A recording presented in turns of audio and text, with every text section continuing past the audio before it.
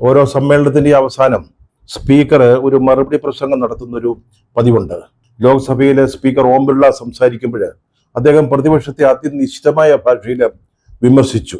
അവർ വളരെ ആസൂത്രിതമായിട്ട് സഭാ നടപടികൾ സ്തംഭിപ്പിക്കുകയാണ് ചെയ്തത് എന്ന് അദ്ദേഹം കുറ്റപ്പെടുത്തി. ഇത് സഭയുടെ അന്തസ്സിനും പാരമ്പര്യത്തിനും നിരക്കാത്തതാണ് എന്ന് പറഞ്ഞു.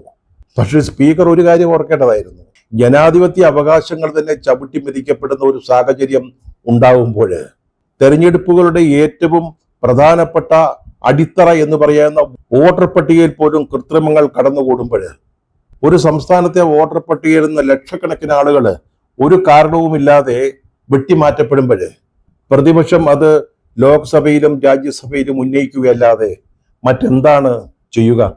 19 ദിവസം സഭാ നടപടികൾ സ്തംഭിക്കുന്നതിനേക്കാൾ പ്രധാനമാണ് ഈ രാജ്യത്ത് നമ്മൾ എന്നും നിലനിൽക്കണമെന്ന് ആഗ്രഹിക്കുന്ന ജനാധിപത്യം സംരക്ഷിക്കപ്പെടുക എന്നുള്ളത്.